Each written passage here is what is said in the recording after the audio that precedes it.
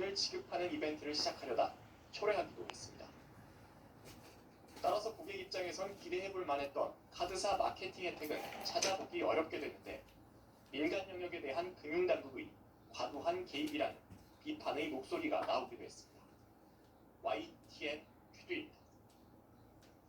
코로나19 감염 확산이 길어질수록 우리 국민이 겪어야 하는 피해는 더욱 커지고 있습니다. 특히 일자리 위기가 이미 본격화한 가운데 지난 한 달 동안 무려 1조 원에 가까운 실업급여가 지급됐습니다. 이승훈 기자의 보도입니다. 고용당국엔 이미 빨간불이 켜졌습니다. 느슨한 거리두기에 조금 나아지려나 했는데 그걸 기대하기가 또 불확실해진 겁니다. 상황이 불안한 기업 역시 직원 해고엔 눈치를 보면서도 그렇다고 사람을 뽑으려고 하지도 않습니다.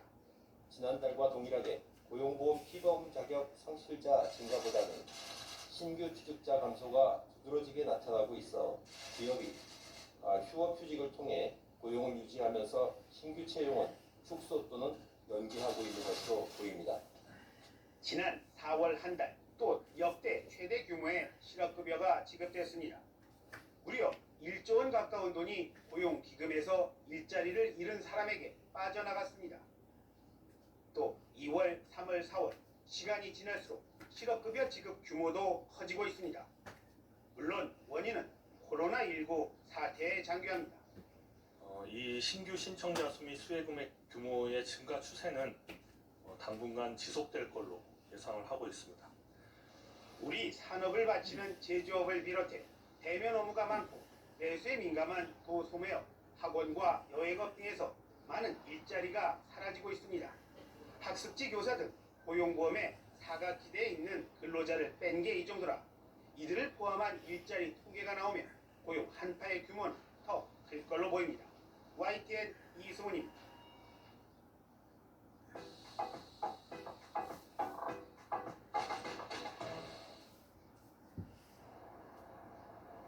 YTN 정치 인터뷰 당당당 오늘도 주목받는 당선인과 함께하는 시간 마련했습니다.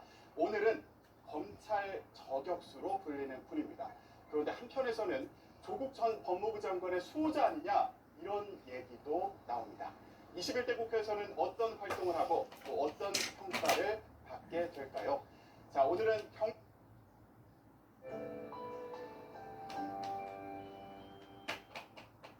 에어컨 바꾸실 때 되셨죠? 에어컨은 미리미리 준비하는 게 네, 가격 좋아요. 그렇죠.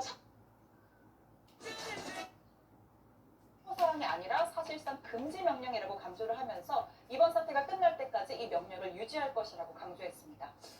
네, 군대 내에도 비상이 걸렸습니다. 군 간부, 이 사이버사의 군인들도 이 클럽을 방문했다가 지금 확진을 받았죠. 네, 일단 이 모두 국군 사이버사령부 소속 간부들인데요. 최초 확진 판정을 받은 같은 부대 소속 하사와 함께 저녁 식사를 하고 노래방 등을 간 것으로 파악됐습니다. 네, 일찌감치 밀접 접촉자로 분류해서 격리 조치 중이었다고 합니다. 군은 사이버사령부 부대원 전원을 대상으로 코로나19 검사를 시행했고요. 추가 결과를 현재 기다리고 있습니다. 예, 해당 시기에 이 이태원 일대를 방문했다고 자진 신고한 장병이 50명에 달했다고요. 네, 지난 2일을 전후로 해서 이태원 일대의 클럽, 식당 이런 다중이용 시설을 방문한 장병이 현재까지 49명에 달하는 것으로 파악되고 있습니다. 국방부가 내부적으로 설정한 자진 신고 기간에 신고한 이들인데요. 자, 아무래도 처벌이 두려워 숨는 경우가 많은 것으로 보고 자진 신고를 할 경우에 무징계 방침을 내걸었습니다. 훈련병이 32명으로 가장 많았고요. 간부가 13명, 병사는 4명이었습니다. 자진 신고 기간은 어제로 끝났는데 이후에 적발될 경우에는 규정에 따라 가중처벌 등 엄중 조치할 예정이라고 합니다. 네, 방역 당국이 다시 고삐를 좀 강하게 쥐고 있습니다. 마스크를 안 쓰면 지하철도 못 타게 하겠다 이런 얘기가 나오고 있는데 생활 방역 체계에서 다시 사회적 거리두기로 돌아갈 가능성도 많습니다. 그건 아직 좀 섣부르게 판단할 부분은 아닌 것 같은데요. 전반적인 좀 발생 추이를 봐가면서 방역 당국이 결정을 할 걸로 보이는데, 예. 일단 청와대에서 이 문재인 대통령 주재 수보 회의가 오늘 있었습니다. 이 별도 모두 발언 없이 비공개로 진행이 됐는데요. 아마도 이 회의 내에서 이 방역 당국의 보고와 이 향후 조치에 대한 언급이 이뤄졌을 가능성은 있어 보입니다. 물론 최종적인 발표 자체는 방역 당국이 할 걸로 보이는데요. 아시겠지만 어제 문재인 대통령이 취임 3주년 대국민 특별 연설을 했습니다. 자, 이 연설에서 이 이태원 클럽발 감염이 커지면서 문재인 대통령이 이 막판에 직접 연설문을 붙이면서 계속 이 경각심을 좀 유지해달라는 당부의 메시지를 담기도 했었는데요. 그 부분 한번 들어보시죠. 이번 유흥시설 집단 감염은 비록 안정화 단계라고 하더라도 사람이 밀집하는 밀폐된 공간이라면 언제 어디서나 유사한 상황이 발생할 수 있다는 경각심을 일깨워 주었습니다. 끝날 때까지 끝난 게 아닙니다. 마지막까지 더욱 경계하며 방역의 끈을 놓지 말아야 하겠습니다. 예, 지금 고3들이 내일 모레 즉 수요일부터는 학교에 직접 등교하는 오프라인 개학을 하기로 했었잖아요. 지금 이 이태원발 코로나19 때문에 혹시 등교가 연기될 가능성도 있나요? 지금 뭐 논의를 하고 있다고 하던데. 네, 그렇습니다. 오늘 오후 3시에 윤해 부총리와 정경 질병관리본부장이 관련 화상회의를 가졌는데요. 등교를 미뤄야 할지 미룬다면 또 얼마나 더 미룰지 등을 논의를 했습니다. 교육부 입장에선 고심 끝에 순차 등교 계약을 발표한 상황이기 때문에 내부적으로 입장 정리를 하는데 시간이 좀 걸릴 듯합니다. 그래서 오늘 회의도 당초 예정보다 4시간가량 미뤄졌습니다. 지금 서울시 교육감을 비롯해서는 좀 미루자 이런 얘기가 나오는 것 같아요. 네, 그렇습니다. 조희연 서울시 교육감은 고3 등교 수업을 일주일 미루고 강력한 사회적 거리두기를 마친 5월 5일부터 잠복기인 2주가 지난 5월 20일에 다시 등교 여부를 판단해야 한다 이렇게 말을 했습니다. 또 청와대 국민청원 게시판에도 개학을 우려하는 학부모들 청원이 17만 명 넘게 동의를 얻었습니다. 교육부는 오늘 오후 또는 12일쯤 등교 연기 여부를 발표할 예정입니다. 예, 해외 소식도 살펴보도록 하겠습니다. 미국의 백악관 내에서도 확진자가 나왔다고요. 네, 백악관 직원 중에서도 예. 트럼프 대통령의 시중을 드는 역할을 하는 파견 군인 그리고 거기에 이어서 펜스 부통령의 대변인까지 확진 판정을 받았습니다. 그야말로 이 최측근들이 감염이 된 건데 오늘 그 뉴욕타임즈 보도를 보니까 이 트럼프 대통령이 음식을 내오는 직원이 마스크를 쓰지 않았던 것에 겁을 먹고 있었고 이 펜스 부통령 대변인이 확진자가 난 데 대해서 굉장히 짜증을 냈다. 용암을 분출하듯 화를 냈다라는 표현을 또 썼더라고요. 일단 뭐 백악관은 대통령과 또 대통령을 접촉하는 고위직들은 매일매일 이 코로나19 검사를 받도록 했다고 합니다. 또 집무실 근무 인원도 좀 줄였다고 하고요. 백악관 회의에 참석을 했었던 이 앤서니 파우치 국립전염병연구소 소장 등 미 보건당국의 최고 책임자 3명은 14일 동안 또 자가격리에 돌입을 했다고 합니다. 예. 그런데 트럼프 미국 대통령도 사실 마스크를 거의 안 써서 비판을 받아왔잖아요. 네, 뭐 과도한 위험을 조장하지 않기 위해서 안 쓴다라고 설명을 예. 했지만 또 직원들이 안 쓰는 것도 뭐라고 했다고 하고 일단 그 좀 트럼프 대통령 일정을 좀 살펴보니까 어제 마스크를 쓰지 않은 채 제2차 세계대전 전승 행사에 참석을 했습니다. 야외긴 하지만 90대 고령의 참전 용사들과 함께 하는 자리였는데 좀 이들의 안전을 위해서라도 마스크를 착용했어야 하는 것 아니냐라는 지적이 미국 언론에서 나오고 있고요. 트럼프 대통령이 좀 지지도 하락 추세를 만회하기 위해서 다음 달에는 야외 장외 정치 집회까지 좀 구상을 하고 있는 것으로 전해지고 있습니다. 지금 미국은 코로나19가 거의 진정세를 보이지 않고 있는데 본인의 대선 가도를 위해서 야외에서 정치 집회를 연다. 미국민들이 어떻게 받아들일지는 모르겠습니다.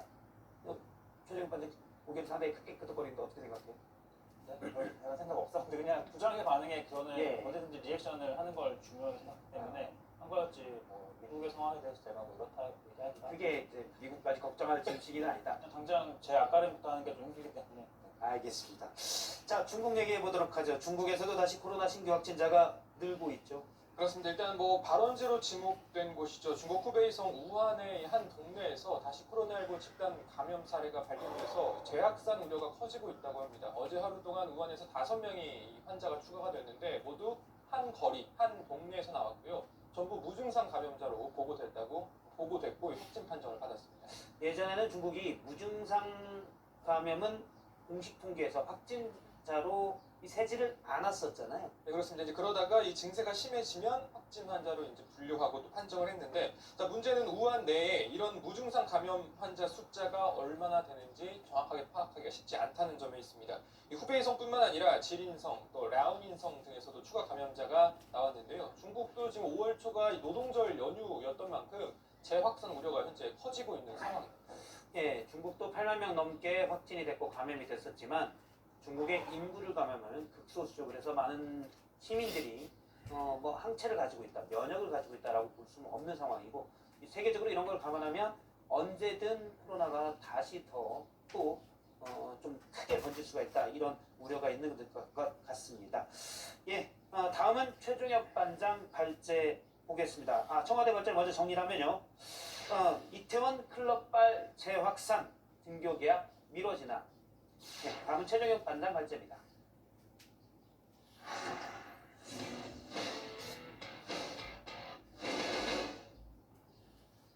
네, 앞서 보신 것처럼 코로나19는 한시라도 긴장의 끈을 놓을 수가 없는 상황입니다. 문재인 대통령은 마지막까지 경계하며 이 방역의 끈을 놓지 말아야 한다고 강조를 했습니다. 그러면서 방역의 전문성과 독립성을 위해 지금 질병관리본부를 질병관리청으로 승격시키겠다는 뜻을 내비쳤습니다.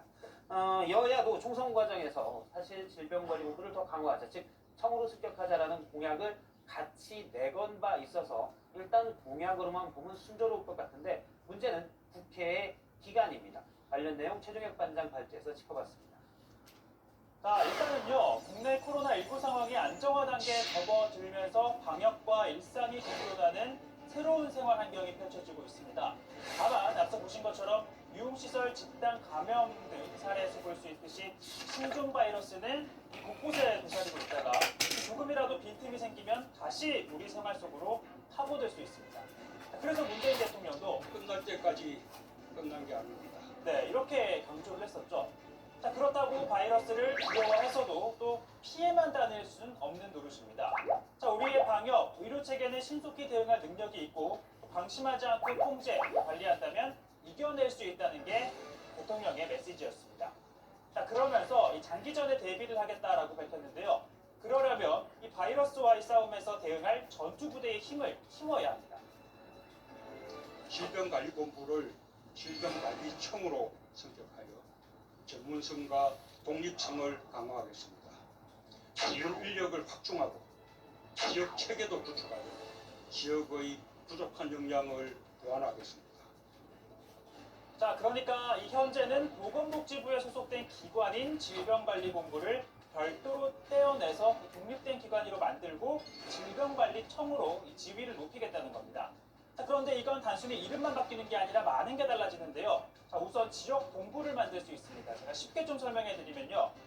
경찰청을 생각해 볼 수 있습니다. 자, 지금은 경찰청이 너무나 익숙하지만 1990년까지만 해도 이 경찰청은 현 행안부, 당시엔 내무부였죠. 이 내무부 산하에 있던 치안본부였습니다. 자, 그리고 각 도청에는 경찰국이 있었는데요. 자, 이거를 1991년 경찰법을 만들면서 치안본부를 내무부 외청으로 개편하고 또 각 도청에 있던 경찰국을 경찰청으로 흡수를 한 겁니다. 그러면서 예를 들면 뭐 서울과 부산, 경북, 전남 또 이렇게 지방경찰청을 각 두고, 그러니까 지역 본부를 두고 해당 지역에서 발생하는 치안 업무를 총괄을 하고 있는 겁니다. 그러니까 방역 업무도 마찬가지인데요. 현재 코로나19와 관련한 총괄 대책은 보건복지부 산하에 있는 질병관리본부가 수립하고 있지만 또 각 지역별 실무는 지자체 그리고 지자체에 있는 보건소가 담당을 하고 있습니다. 즉 통합 또 체계적인 대응이 어려운 시스템이라는 건데요. 따라서 이 질병관리청, 본청을 두고 예를 들자면 전국을 한 6개 정도의 권역으로 나눠서 예를 들면 수도권, 충청권 이렇게 각 지역 본부를 둔다면 더욱 신속하고 효율적으로 대응할 수 있다는 겁니다. 그동안에 이제 그 질본이 지방 조직이 이제 없다 보니 그 자치단체와 이제 협력에 있어서도 이제 문제가 있었던 것이 사실입니다. 그리고 이제 이거는 좀 이제 신속하게 좀 추진이 되어야 할 것 같습니다. 2차 fak기 위기에 대비하자는 의미입니다. 자, 이렇게 청이 되면 초대청장이 누가 될까요? 가정에서 찍기의 달인, 이분은 이렇게 대답했습니다. 예, 만일 청으로 독립을 한다면 초대 청장은 누가 될 가능성이 높을까요? 안민경 본부장이 제일 유력하지 않나 싶습니다. 국민들도 제일 원할 것 같고요. 예, 당연한 얘기인 것 같아서 더 이상 물어보지 않겠습니다.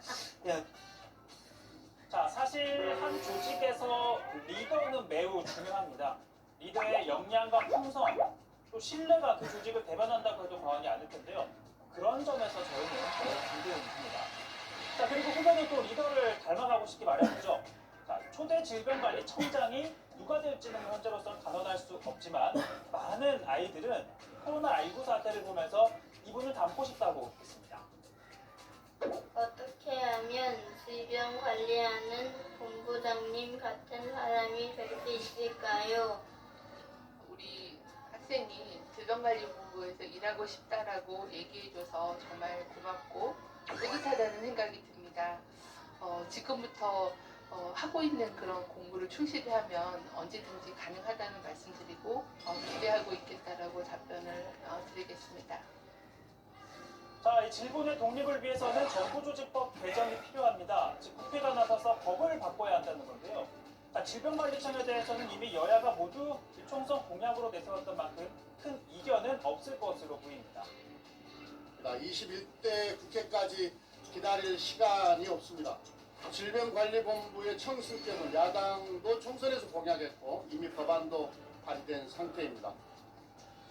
자, 그러기 위해서는 국회가 본회의를 열어야 법안을 처리할 수 있겠죠. 4월 임시국회가 오는 15일까지이긴 하지만 원내 협상에 나서야 할 미래통합당 주호영 원내대표가 현재 상중이라 이 기한 내 본회의에까지 협의를 하기는 사실상 어려워 보이는데요. 자, 이에 민주당은 오는 29일까지 20대 국회 임기가 남은 만큼 5월 국회를 한 번 더 소집하는 방안을 놓고 통합당과 협의를 하고 있습니다. 자, 그리고 오늘부터입니다. 많은 분들이 기다리셨을 텐데요. 바로 정부의 긴급재난 지원금을 현금이 아니라 다른 수단으로 받게 되는 모든 가구의 온라인 신청이 오늘부터 시작이 됐습니다.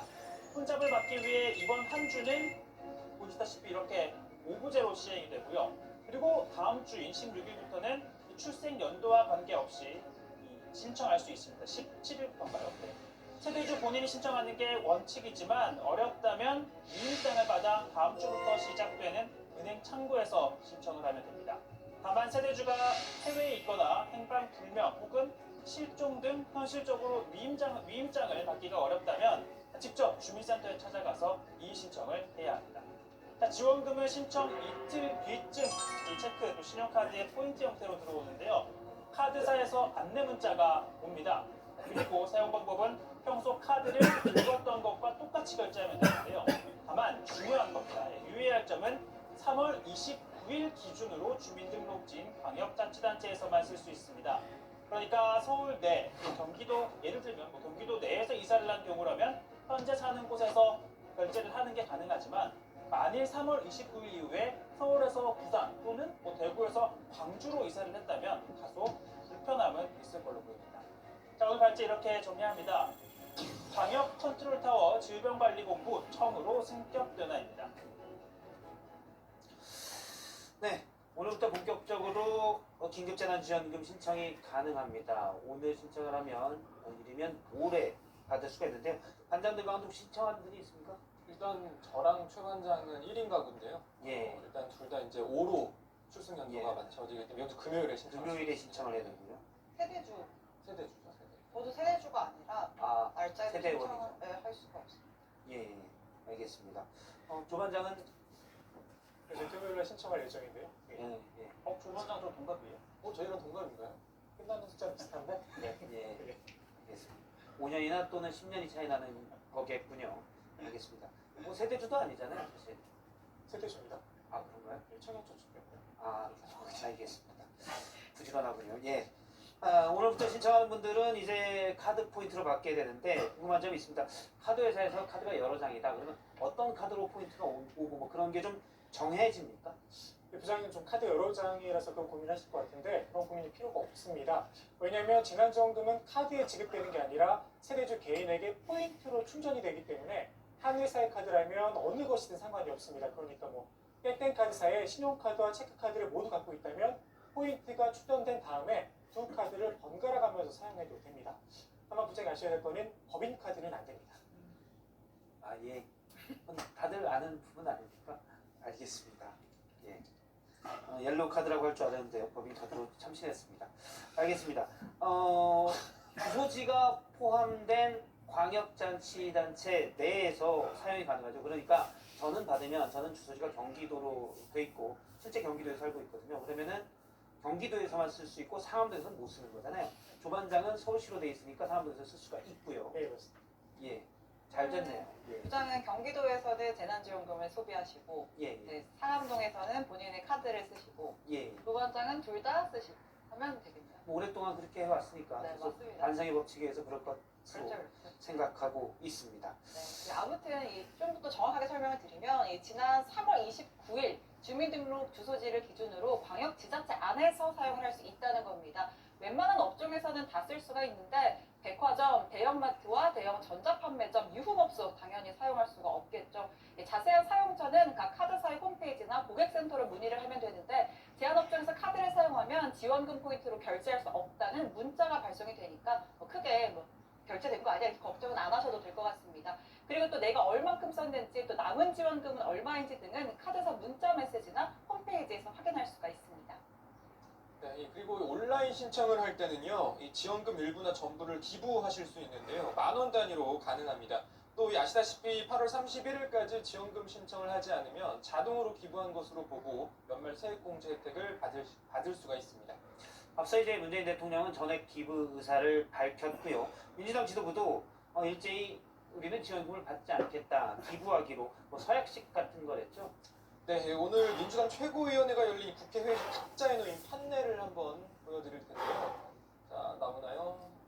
보시면, 자, 지금 나오는 장면입니다. 보시는 것처럼 국민생활 안정과 경제회복에 필요한 곳에 쓰이도록 긴급재난지원금을 기부하겠습니다. 라는 문구가 적혀 있습니다. 재난지원금을 신청하지 않겠습니다. 라는 문장 앞 네모칸에 체크가 또 되어 있죠. 자, 일종의 서약서인 건데요. 민주당 이해찬 대표, 김태년 원내대표 등 당 지도부는 일제히 이 서약서에 사인을 하고 기부 의사를 밝혔습니다. 경제 회복에 필요한 곳에 쓰이도록 전액 기부에 동참하고자 합니다. 기부와 소비 모두 충분한 의미가 있다는 말씀 드립니다. 저렇게 안내 말을 한 다음에 보시면 이해찬 대표나 김태년 원내대표가 저렇게 체크 표시가 되었던 아까 고반장이 설명했던 그 이제 판넬에다가 본인의 이름을 직접 서명을 해서 저렇게 나는 기부를 하겠습니다라는 저렇게 인증샷까지 남긴 겁니다. 앞서 이제 기부와 소비 모두 충분한 의미가 있다라고 한 말을 비춰볼 때 자발적으로 기부하고 싶은 사람은 기부하고 두 번째 국가 재정에 또 돌아가서 더 어려운 사람들이 쓰일 것이고요. 하지만 나는 소비를 통해서 우리 사회에 역할을 하겠다 하는 사람은 또 소비도 충분히 의미가 있다 이런 걸 강조한 것 같습니다. 아무래도 기부가 관제 기부처럼 보일까봐 이런 것들 많이 염려를 한 걸로 보입니다. 사실 근데 그런 메시지는 앞서 민주당이나 정부에서도 많이 얘기를 했었잖아요. 예. 그럼에도 불구하고 여당 지도부가 저렇게 나서서 공식적으로 우리는 기부를 합니다라고 하면 국민들은 모르겠지만 당 소속 의원들한테는 사실상의 기부를 하라는 메시지로도 보여줄 수가 있잖아요. 예. 그러다 보니까 이제 말씀하신 것처럼 관제 기부 아니냐라는 이제 좀 비판이 나올 수가 있는 건데 그거를 의식하다 보니까 오늘 사회를 본 김경엽 의원 같은 경우에는 말씀하신 것처럼 기부와 소비 다 의미 있는 거다라는 점을 재차 좀 강조한 걸로 보이고요. 자 이제 앞서 김태년 원내대표 역시 이 재난지원금 기부를 당론으로 그러니까 모든 의원들이 다 지급하도록 할 것이냐라는 데 대해서는 당론으로 정하지 않아도 미니멈 모든 의원들은 다 기부할 걸로 안다라는 입장을 밝힌 것 같습니다. 예, 사실 이제 최종혁 반장이 지적한 것처럼 약간 분위기로 몰아가는 거잖아요. 이렇게 분위기로 몰아가는 걸 방지하기 위해서 한두 명이라도 그냥 기부를 안 하고 소비를 하는 그건 있었으면 좋을 것 같다는 생각이 좀 듭니다. 취재는 해보겠습니다. 예, 알겠습니다. 그리고 코로나19에 따른 경제 위기 때문에 사실 고용이 제일 문제입니다. 어디서나 가장 큰 문제는 일자리인데 지난 한 달간 신청이 된 실업수당, 실업급여에 대해서 지급된 것이 역대 최고 금액이라고요? 네, 그렇습니다. 정부가 구직 활동을 하는 실업자에게 고용보험기금으로 지급하는 수당, 구직급여라고 하는데요. 고용노동부가 오늘 발표한 동향 자료에 따르면 지난달 구직급여 지급액은 약 1조 원으로 한 달 지급액으로는 역대 최대 규모였습니다. 특히 지난달 새롭게 구직급여를 신청한 사람이 12만 9천 명인데 그만큼 실업자 규모가 늘어난 것으로 풀이가 됩니다. 전체 수급자는 65만 1,000명으로 이 또한 역대 최대 규모였습니다. 예, 이렇게 통계 수치를 많이 보여주고 하는 것들이 정부가 발표하는 내용을 보면 그만큼 고용 현실이 어려워졌다는 건데요. 사실 이 실업급여는 고용보험에 가입되어 있는 사람들이 받는 건데 실제 가입되어 있지 않는 사람들도 많잖아요. 네, 당장 청년 취업준비생들은 이러한 통계 규모에 포함이 안 됩니다. 그래서 이 코로나19로 각 기업들이 채용을 연기하거나 또 규모를 줄이고 있는 상황인데요. 네, 게다가 노동부의 이 같은 동향은 이 고용보험 가입자를 대상으로 한 것이기 때문에 고용보험에 가입하지 않은 학습지 교사와 같은 특수 고용직 종사자 그리고 프리랜서, 자영업자 등은 통계에서 제외돼 전체 취업 동향이나 고용시장을 보여주는 데는 어느 정도 한계가 있기도 합니다. 정부가 이제 그러니까 고용보험 가입 확대를 문재인 대통령도 좀 얘기를 했죠. 네, 어제 문재인 대통령이 취임 3주년 특별 연설에서 그 얘기를 한 건데요. 이 고용 안전망을 확충하는 건 우리 경제의 역동성을 위해서 필요한 과제다라고 강조하면서 전 국민을 대상으로 하는 고용보험을 추진하겠다라고 밝혔는데요. 들어보시죠. 모든 취업자가 고용보험 혜택을 받는 전국민 고용보험 시대의 기초를 놓겠습니다. 아직도 가입돼 있지 않은 저임금 비정규직 노동자들의 고용보험 가입을 조속히 추진하고 특수고용 노동자, 플랫폼 노동자, 프리랜서, 예술인 등 고용보험 사각지대를 빠르게 해소해 나가겠습니다. 자영업자들에 대한 고용보험 적용도 사회적 합의를 통해 점진적으로 확대해 나가겠습니다. 그러니까 저임금 비정규직 노동자는 취약계층부터 순차적으로 이 가입을 추진하고 이 특수고용 노동자 층으로 또 확대해 나가겠다라는 건데요. 관련해서 이재갑 고용노동부 장관 역시 내년부터 이 특수고용직 종사자와 예술인에게 고용보험을 적용하는 방안을 추진하겠다라고 밝혔습니다. 예, 잠깐 속보가 하나 들어와 있어서 그것부터 먼저 챙겨보도록 하겠습니다. 저희가 처음 시작할 때 원래 이제 내일 모레부터 고3부터 순차적으로 계약을 하기로 했는데 지금 방역당국과 서울시 교육청 등 교육부 등이 이런 부분을 논의하고 있다는데 결정이 났습니다.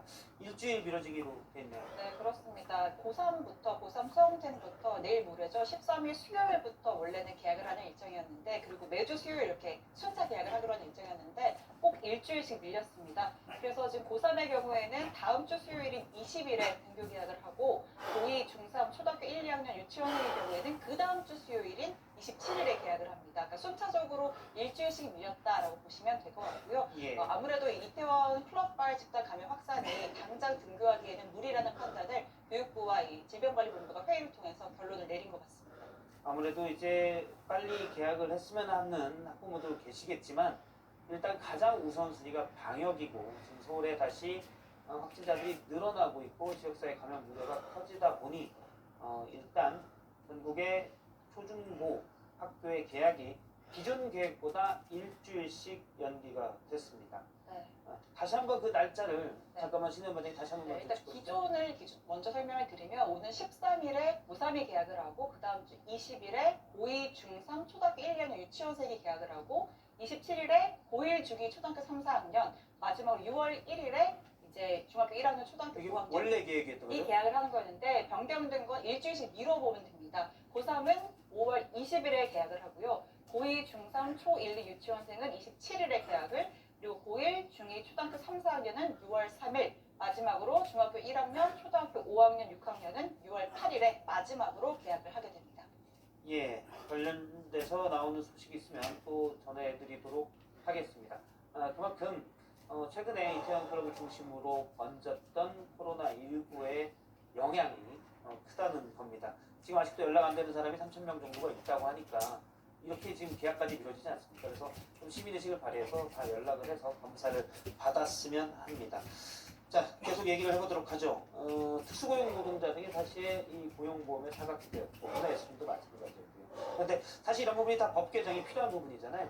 네, 그렇습니다. 현행 고용보험법에는 고용보험 가입 대상이 근로자로 되어 있는데 현행법상 골프장 KD, 학습지 교사, 대리운전기사, 보험설계사 등 특수고용 노동자들은 근로자의 범위에 포함이 되어 있지 않습니다. 이 같은 특수고용 노동자와 예술인을 고용보험 가입 대상에 포함하는 고용보험법 개정안이 지난 2018년 민주당 한정희 의원이 발의를 했었는데 그동안 논의가 미뤄지다가 오늘에서야 심사에 나섰습니다. 민주당은 야당을 통해서 통큰 합의를 촉구했습니다. 고용보험의 획기적 확대와 국민취업제도 시행을 위해 고용보험법, 구직자 취업 촉진법 등이 필수적입니다. 오늘 한노위 고용노동소위 심사에서 통큰 합의가 이루어지기를 기대합니다. 네, 김태년 원내대표가 합의를 기대한다라고 했는데 실제로 오늘 한노위에서 여야가 합의를 해서 통과를 시켰습니다. 다만 조금 범위가 달라졌는데요. 이 민주당이 발의했던 안의 특수고용 노동자와 예술인을 모두 포함시키자는 안이었고 이 통합당이 앞서 발의했던 안은 특수고용 노동자는 제외하고 예술인만 포함을 하자라는 안이었는데 오늘 한노위 방금 말씀하신 법안 소위와 전체 회의 잇따라서 열고 예술인만 포함시키는 이 고용보호법 개정안을 통과를 시킨 거고요. 이제 법사위와 이제 본회의 절차만 남은 상황인데 이게 왜 좀 통합당에서는 반대를 했었냐라고 하면 사실 특수고용자 노동자들이 지위를 어디까지 인정을 해야 하느냐라는 걸 두고 좀 입장차가 있었습니다. 예를 들어서 이 대리운전 기사를 생각을 해보면 뭐 낮에는 일반 직장인을 다니고 직장을 다니고 오후에 그러니까 저녁에 이제 대리운전을 한다고 했을 때 일반 투잡을 줄 때요. 네, 대리운전 업무에 대한 이제 고용보험에 들게 되면 절반은 사측에서 돈을 대게 되잖아요. 그러니까 이제 그 대리 업무를 할 경우에는 과연 이 대리 업무에 대한 사측을 누구로 봐야 하는지에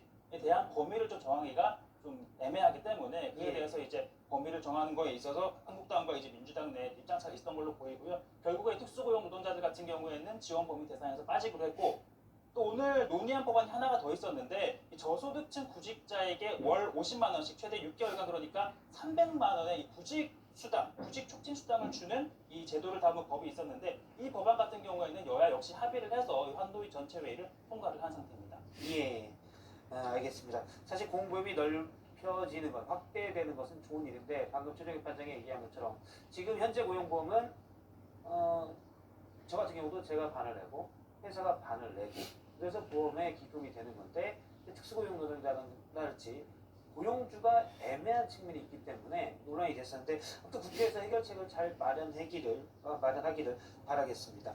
자, 오늘 기사 여당 기사 이렇게 정하도록 하겠습니다. 실업급여 1조 원 역대 최대 고용보험 확대 추진.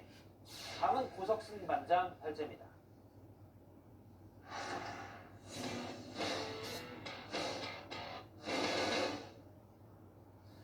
네, 20대 국회 임기가 이제 20일 정도밖에 남지 않았습니다. 하지만 본회의 의결을 기다리는 법안은 아직도 많습니다. 과거사법부터 코로나19 방역 관련된 법안까지 여러 민생 법안들이 상당수가 현재 국회에 계류돼 있습니다. 민생 법안 의결을 촉구하는 목소리도 여기저기서 나오고 있는데요. 국회 본회의 통과를 기다리고 있는 여러 법안 어떤 것들이 있는지 고석승 반장이 짚어봤습니다. 가결되었으면 선포합니다. 가결되었으면 선포합니다. 가결되었으면 선포합니다. 가결되었으면 선포합니다. 네, 요즘 국회에서 가장 듣고 싶은 말을 꼽자면 국회의장의 법안 가결 선포가 아닐까요? 20대 국회가 일할 수 있는 날도 이제 20일 정도밖에 남지 않았는데요. 여전히 상당수